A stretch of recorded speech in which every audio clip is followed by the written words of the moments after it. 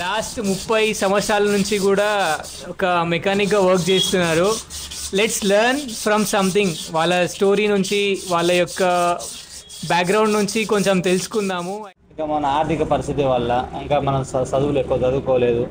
ఇంకా ఇదే పని మీద నేర్చుకోవడానికి కష్టజీవిని, కష్టాన్ని పడ్డా బాగా. రీసెంట్గా కూడా మా కొడుకు మొన్ననే చనిపోయాడు. అంత సంవత్సరం నరైతుంది అంతే. వర్క్ ఎట్లా వర్క్ చేసుకున్నాను నేను. ఇక్కడ నైమ్నార్లో, హన్మకొండలో నైమ్నార్లో సదానందం మెకానిక్ దగ్గర వర్క్ నేర్చుకున్నాను. ఎన్ని ఇయర్స్ చేశారు అక్కడ? నేను ఒక 5 సంవత్సరాలు చేసిన. 5 సంవత్సరాలు. 5 సంవత్సరాలు నేర్చుకున్న తర్వాత షాప్ పెట్టిన. ఓకే, అంటే అప్పుడు మీకు ఇచ్చిన జీతం ఎంత ఉండే అంకుల్ ఆ టైంలో? తక్కువ ఉండే సార్ అప్పుడు, 5 రూపాయలు. అంటే రోజుకి 5 రూపాయలు? రోజుకి 5 రూపాయలు. దేవుడా. Okay, hey guys, hi, hello, welcome back to our channel. And finally కొత్తగా ఏదైనా స్టార్ట్ చేద్దామని చెప్పేసి మన పెద్దవాళ్ళ దగ్గర నుంచి ఎక్స్పీరియన్సెస్ తీసుకోవడం స్టార్ట్ చేస్తున్నాను. ఫ్రమ్ దాట్ నా ఫస్ట్ వీడియో వచ్చేసి a person who use to work for his family. Last 30 సంవత్సరాల నుంచి కూడా ఒక మెకానిక్గా వర్క్ చేస్తున్నారు. Let's learn from something. వాళ్ళ స్టోరీ నుంచి, వాళ్ళ యొక్క బ్యాక్గ్రౌండ్ నుంచి కొంచెం తెలుసుకుందాము. అండ్ వాళ్ళ పెయిన్ ఏంటి అని అడిగి తెలుసుకుందాం ఇప్పుడు. నమస్తే అంకుల్. నమస్తే సార్. మీ పేరు?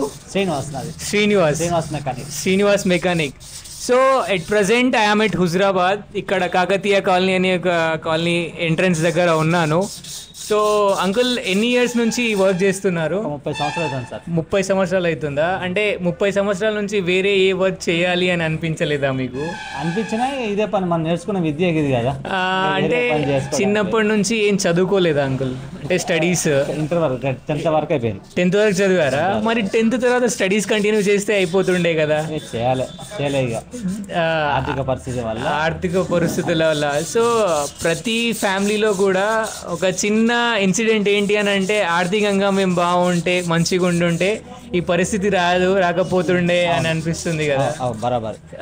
సో అంకుల్, మీరు అంటే ఏదైనా చెప్పాలి అని అనుకుంటున్నారా ఈ వీడియో ద్వారా? అంటే పని చేసే వాళ్ళకి కానీ, లేకపోతే ఇప్పుడు నేనే ఉన్నా దగ్గర నాకు నా ఇంటికి 300 కిలోమీటర్ల డిస్టెన్స్ ఉంది. అక్కడ నుంచి నేను ఇక్కడికి వచ్చి స్టే చేస్తున్నాను. అంటే నాకెవ్వరు తెలియదు ఇక్కడ. అందుకనే మీరు ఏం చెప్పాలనుకుంటున్నారు? ఇక్కడ పరిస్థితులు ఎట్లుంటాయి? నేను ఉండగలుగుతానా లేదా? ఉండగలుగుతారు సార్, అదేం లేదు. వాతావరణం బాగానే ఉంటుంది. అందరూ కూడా అనుకూలంగానే ఉంటారు, మనుషులు కూడా బాగానే ఉంటారు సార్. ఇక్కడ ఇబ్బంది ఏం లేదు. ఇక విషయం ఏంటంటే, నా విషయానికి వచ్చేసి ఒక 30 సంవత్సరాల నుంచి ఇదే సర్వీస్ చేస్తానంటే, ఇంకా మన ఆర్థిక పరిస్థితి వల్ల ఇంకా మనం చదువులు ఎక్కువ చదువుకోలేదు.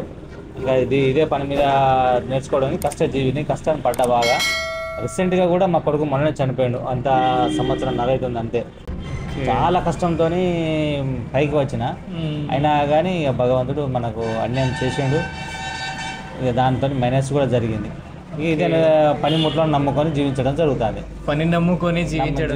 ఇక వచ్చిన 500, 1000 దాంతోనే జీవించడం, పోషించుకోవడం జరుగుతుంది. ఓకే, అంటే ఇప్పుడు ఫ్యామిలీ పరంగా చూసుకుంటే ఇంట్లో అమ్మ కానీ, అంటే అన్న వాళ్ళు ఎంత? మా భార్య, నాకు ఒక బిడ్డ, కొడుకు. జరిగింది. ఓకే, అంటే ఇప్పుడు చెప్పండి అంకుల్, బండి గురించి మీకు ఉన్న నాలెడ్జ్. అంటే మెకానిక్గా లాస్ట్ 30 ఇయర్స్ నుంచి చేస్తున్నారు కదా. సో ఎలాంటి కండిషన్స్ ఉన్న వెహికల్స్ మీ దగ్గరకు వచ్చి ఉంటాయి? అంటే మీ ఎక్స్పీరియన్స్ దాంట్లో షేర్ చేయండి. కండిషన్లో వచ్చిన ప్రాబ్లం సాల్వ్ చేయడం మనది మెకానిజం లక్షణం. ఓకే, అంటే మీరు స్టార్టింగే వేరే ఏదైనా ప్లేస్లో వర్క్ చేశారా, లేదంటే వర్క్ ఎట్లా? వర్క్ చేసుకున్నాను నేను. ఇక్కడ నైమ్నార్లో, హన్మకొండలో నైమ్నార్లో సదానందం మెకానిక్ దగ్గర వర్క్ నేర్చుకున్నాను. ఎన్ని ఇయర్స్ చేశారు అక్కడ? నేను ఒక 5 సంవత్సరాలు చేసిన. 5 సంవత్సరాలు. 5 సంవత్సరాలు నేర్చుకున్న తర్వాత షాప్ పెట్టిన. ఓకే, అంటే అప్పుడు మీకు ఇచ్చిన జీతం ఎంత ఉండే అంకుల్ ఆ టైంలో? తక్కువ ఉండే సార్ అప్పుడు, 5 రూపాయలు. అంటే రోజుకి 5 రూపాయలు? రోజుకి 5 రూపాయలు. దేవుడా, చాలా కష్టంగా జీవించడం జరిగింది. 5 రూపాయలు, 10 రూపాయలు, 15 రూపాయలు, ఇట్లా 15 రూపాయల పెట్రోల్ ఉన్న కంచెలు పనిచేస్తున్నా నేను. 15 రూపాయలకి లీటర్ పెట్రోల్ ఉన్న కాడ నుంచి పనిచేస్తున్నా అట్లా. ఓ ఆ పని చేస్తున్నా. అప్పుడే 15 రూపాయలు, మీ శాలరీ అప్పుడు 5 రూపాయలు. 5 రూపాయలు. సో ఆ టైంలో అంటే అక్కడికి వెళ్ళి ట్రావెల్, ఇక్కడ నుంచి వెళ్ళి అక్కడ పని చేస్తున్నా లేకపోతే గ్రామం ఇక్కడ ఎలుకతుర్తి మండలం జిలుగుల. అచ్చా ఓకే, ఎలుకతుర్తి దగ్గర జిలుగుల. Okay okay. రోజు అప్ అండ్ డౌన్ చేసేది కానీ రోజుకి 5 రూపాయలు చేశారు. ఆ రోజు 5 రూపాయలు ఇచ్చేది. ఇక దాంతోనే రోజు అట్లా గడుపుకుంటా జరిగేది. ఇక అట్లా అని చెప్పేసి ఇక నువ్వు అప్ అండ్ డౌన్ చేద్దామని ఇంటికనే ఉంచుకున్నాడు. ఆయననే పెట్టుకున్నాడు ఇంటి దగ్గర ఉంచుకొని చాలా సంవత్సరాలు ఉంచుకున్నాడు ఆయన. అట్లా కొంచెం పని ఉన్నాయి. అదే భీమవరంలో షాప్ పెట్టిన. ఓకే. ఇక కొంచెం హెల్త్ బాగాలేక, ఆరోగ్యం మంచిగా లేక ఇచ్చిపెట్టడం జరిగింది. ఇక దాని తర్వాత ఇది ఇక హుజరాబాద్లో రావడం, టీవీ షోరూమ్లో, హోండా షోరూమ్ అన్నిట్లో చేసిన. అంత అనుభవం ఉంది సార్ నాకు. బండ్ల విషయంలో చాలా అనుభవం ఉంది. అంటే ఇప్పుడు మీ జనరేషన్ లో ఉన్న బండ్ల పరిస్థితి ఎట్లుండే, ఇప్పుడు మా జనరేషన్ కి వచ్చేసరికి బండ్లు ఎలా మారుతున్నాయి? అంటే చాలా మారింది ఇప్పుడు అప్పటికి ఇప్పటికి. అంటే ఇప్పుడు సెన్సార్ బండ్లు అని, ఇక ఛార్జింగ్ బండ్లు అని ఎంతో టెక్నాలజీ పెరుగుతున్నది. ఓకే. ఇక మేము చేసే పని ఏం జరుగుతలేదు, మొత్తానికి అయితే అవే వస్తున్నాయి ఎక్కువ మార్కెట్లో. ఇప్పుడు కార్లు, బస్సులు అని, బైకులే కాకుండా అవన్నీ వస్తున్నాయి కదా. టెక్నాలజీ చాలా మారింది సార్. అప్పుడు ఏముండే, అప్పుడు అన్ని సిటీ 100లు, ప్లాటినా, బాక్సర్లు అవే ఉండే. ఇప్పుడు మొత్తం టెక్నాలజీ మారిపోయింది, చాలా మారింది. బండి మైలేజ్ విషయానికి వస్తే మనము లక్షలు, అంటే ఎంత అయితే ఎక్కువ డబ్బు పెట్టి కొంటామో అంత తక్కువ మైలేజ్ ఇచ్చే బండ్లు వచ్చాయి కదా, దాని మీద మీ ఒపీనియన్ ఏంటి అంకుల్? అట్లా అంటారా? అంటే స్పీడ్ చూడండి, నేను గంటకి 200 కిలోమీటర్లు వెళ్ళే బండ్లు ఉన్నాయి ఇప్పుడు మా జనరేషన్ వచ్చేసరికి. ఇప్పుడు ప్లాటినం 100 ఉంది, అది లీటర్ పెట్రోల్ కి 100 కిలోమీటర్లు ఇస్తుండే. దాని స్పీడ్ సరే ఒక 45-50 మెయింటైన్ చేసినా 100 ఇస్తుండే అది. ఇప్పుడు ఏంటి అని అంటే 100 రూపాయలు పెట్రోల్ పోపిస్తే 3-4 కిలోమీటర్లు కూడా సరిగ్గా పోలేకపోతుంది, తక్కువ అవుతుంది. దాని కొరకు ఏంటంటే కంపెనీ వాడు ఏంటంటే పొల్యూషన్ తక్కువ చేసిండు. ఓకే. పొల్యూషన్ ఏంటంటే ఇప్పుడు ఈ బండ్లు ఏమున్నా కానీ పొల్యూషన్ వచ్చినాయి కదా, ఈ మార్కెట్లో ఎక్కువ పొల్యూషన్ వస్తే ప్రజలకు ఇబ్బంది అవుతుంది. పొల్యూషన్ లేని బండ్లు సెన్సార్ బండ్లు తయారు చేసిండు. మైలేజ్ గురించి ఆలోచించలేడ. మైలేజ్ వచ్చినా రాకపోయినా తర్వాత కస్టమర్లు ఏ విధంగా పొల్యూషన్ మొత్తం తక్కువ చేయాలనే ఉద్దేశంతో అట్లా చేసిండు. ఇప్పుడు మన జనరల్ గా ఒక ఇంట్లో 4 వ్యక్తులు ఉంటే ఒక బండి సరిపోవట్లేదు. వాళ్ళు ఏంటి అని అంటే బండ్లు పెంచుతున్నారు, దాంతో పాటు వాళ్ళు ఉండేదానికంటే కూడా వాళ్ళ సరౌండింగ్స్ లో వెహికల్స్ ఎక్కువైతుంది. మరి దాని మీద మీ కామెంట్ ఏంటి? ఎవరికి? ఇప్పుడు ఒక పర్సన్ ఉన్నాడు, నేనే ఉన్నా అనుకోండి, నా ఇంట్లో నాకు వెహికల్ ఉంది, దాంతో పాటు కార్ ఉంది, దాంతో పాటు ఇంకేదో డ్రైవ్ చేస్తున్నా, ఎన్ని రకాలు ఉన్నాయి కదా, మరి అవన్నీ అవసరం అని అంటారా? అవసరం అంటే ఇప్పుడు జనరేషన్ మారింది, అమౌంట్ పెరిగింది, జీతాలు వచ్చినాయి, అయ్యో డబ్బులు పెరిగింది, దానికి వెహికల్స్ కూడా పెరుగుతున్నాయి. ఓకే, బ్రతకడానికి ఇబ్బంది ఏమి, కాకపోతే టెక్నాలజీ మారుతున్నది అంతే. ఓకే, టెక్నాలజీ మారుతున్న కొద్దీ మనుషులు కూడా మారుతున్నారు, జనరేషన్ మారుతున్న కొద్దీ, డెవలప్మెంట్ జరుగుతున్న కొద్దీ ఇంప్లిమెంట్స్ వస్తున్నాయి. Okay fine. అంటే ఇప్పుడు ఎట్లా అని అంటే మీ ఎక్స్పీరియన్స్ ద్వారా ఇప్పుడు నా లాంటి వాళ్ళు ఎవరైనా సరే, అంటే ఒక 10th తర్వాతనో ఇంటర్ తర్వాతనో స్టడీస్ ఆపేసి ఈ జనరేషన్లో ఒక మెకానిక్ గానో లేకపోతే ఏదైనా షాప్లో పని చేసుకుంటా, నేను వర్క్ నేర్చుకుని అక్కడే సెటిల్ అవుతా అనుకునే వాళ్ళకి మీరు ఇచ్చే సలహా ఏంటంటే? ఏమి ఇచ్చే సలహా అంటే మెకానిక్ తెలుసుకొని, అంటే ఇప్పుడు మీరు అన్నారు కదా 5 రూపాయలు నాకు జీతం ఉన్నప్పటి నుంచి నేను పని చేయడం స్టార్ట్ చేశాను, ఎన్నో అనుభవాలు, లైక్ కొన్ని రాత్రులు ఫుడ్ లేకుండా కూడా టైం స్పెండ్ చేసిన రోజులు ఉంటాయి, అలాంటి ఎక్స్పీరియన్సెస్ ఉంటాయి కదా.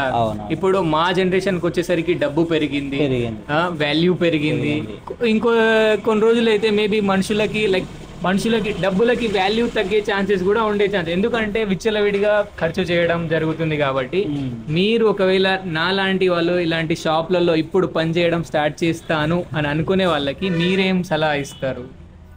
అట్లా అంటారా? మీరేమన్నా పని చేయాలనుకునే వాళ్ళ మీ సలహా ఏంటి? ఇక షాపింగ్స్ కూడా చేసుకోవచ్చు. అయ్యో పని ముట్లే కాకుండా మీలాంటి వాళ్ళకు షాపింగ్స్ డెవలప్మెంట్ అవుతుంది కదా సార్, బాగానే డెవలప్మెంట్ ఉన్నది. చేసుకునే వాళ్ళకి ప్రకృతి గలని కాదు, మీలాంటి చదువుకున్న వాళ్ళకి కూడా సౌకర్యాలు ఉన్నాయి. అంటే చిన్న ఏజ్ లోనే స్టడీస్ వదిలేసి, చదువు వదిలేసి స్టార్ట్ చేస్తామని అనుకునే వాళ్ళు ఉంటారు కదా. ఇప్పుడు మనం ఏదో బయట సిటీలో ఉన్నాము, లేదంటే బయట ఇంకెక్కడన్నా ఉన్నాము అని అంటే ఓకే ఫైన్, అక్కడ నడుస్తుంది. కానీ ఊర్లో ఉండే వాళ్ళకి ఏంటి అని అంటే డబ్బులు ఎక్కువగా లేకపోవడం వల్ల, అంటే మన ఫ్యామిలీని మనం పోషించుకోవాలి లేదా మన ఖర్చులు మనం తీసుకోవాలి అని అనుకుంటాం కదా. సో అలాంటి వాళ్ళకి ఈ టైంలో అంటే 10th అయిపోయిన తర్వాత, ఇంటర్ అయిపోయిన తర్వాత వాళ్ళు అట్లా స్టార్ట్ చేయడం కరెక్టే అని అనిపిస్తుందా మీకు? అంటే పని వరకు ఏది నేర్చుకున్నా పర్లేదు. ఇప్పుడు ఎక్కువ శాతం మెకానిజం ఉన్నది సార్. మెకానిజం పని వరకు ప్లాన్ లెవెల్ దొరకలేరు, పని చేస్తలేరు.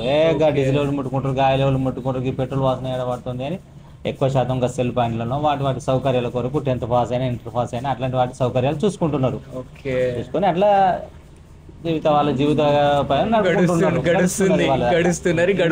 డిగ్రీ వాళ్ళది.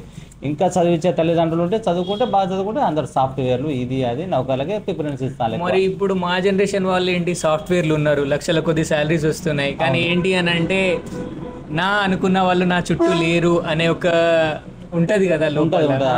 అలా ఉండి మేము జాబులు వదిలేస్తాము, ఇంటికి వెళ్ళిపోతున్నాము అనే పరిస్థితులు కూడా ఉన్నాయి, చూస్తున్నాం. కాబట్టి అలాంటి వాటికి మీరు మీ ఎక్స్పీరియన్స్ ద్వారా ఏం చెప్పగలుగుతారు? కావద్దు, ఎందుకు ఏదో ఒక సదుపాయం చూసుకోవాలి, ఏదో ఒక రివ్యూ చేసుకోవాలి, ఇట్లా యూట్యూబ్లో ఆన్లైన్లో పని చేసుకోవాలి.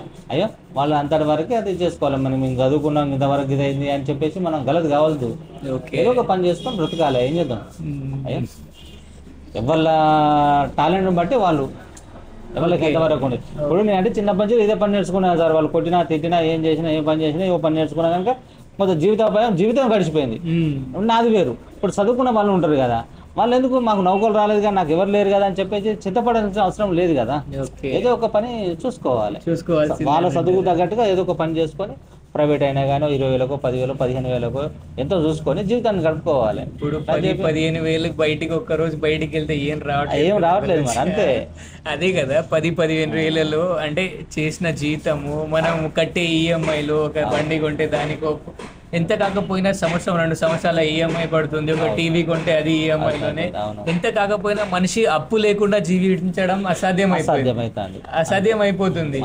వాడు ఎంత రిచ్ అయినా సరే, ఎంత అయితే ఆస్తి పరులు ఉంటారో అంతే వెనకాల అప్పు ఉన్న వాళ్ళు ఉంటారు. అంతే. సో ఓకే అంకుల్, ఇంకా థ్యాంక్ యూ. సామాన్యులు అయితే ఈ అప్పుల బాధలకు మనం చేసే పనులకు సరిపోదు. ఓకే, అయ్యో హాయిగా మనం ఉండాలనుకుంటే ఆ రేంజ్కి మనం ఉండలేకపోతాం కావచ్చు. మనం ఉన్నంత పరిస్థితిలో మనం ఉంటాం కదా. అయ్యో వాడు బిర్యానీతో తింటాడు, మనం అన్నంతో తిందాం చాలు. పప్పన్నం తిని బతికేద్దాం. సరే తింటాడు వాడు, లేని వాడు కష్టం చేసుకుని తిందాం. ఓకే, కష్టం చేసుకొని తింటాం, దాంట్లో తప్పేముంది. మనసదాగా మనం చేసుకొని తింటున్నాం. స్వచ్ఛమైన జీవితం ఇదే మంచిది. ఓకే, కష్ట జీవులకే కరెక్ట్ అది. ఓకే, ఇక మనం బ్రోకర్ చేసి అవి చేయాలనుకుంటే ఎందుకు జరగదు, కానీ అట్లా ఏం లేదు సార్. సరే uncle, thank you so much మీ ఎక్స్పీరియన్స్ షేర్ చేసినందుకు. So must visit, compulsory visit చేయండి హుజురాబాద్ నుంచి ఎక్కడికన్నా వెళ్తూ ఉంటే.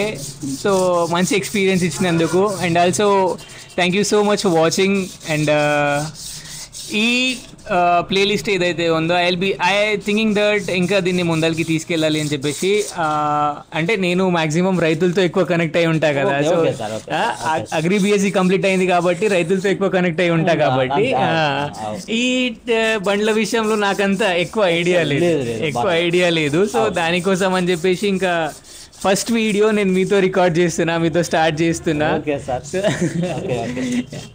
చెప్పండి, లైక్, షేర్, సబ్స్క్రైబ్ అని చెప్పేసి ఒక్క మాట చెప్పండి, మనం ఏం చేసేద్దాం. Like, share, subscribe mister Agrico. Bye.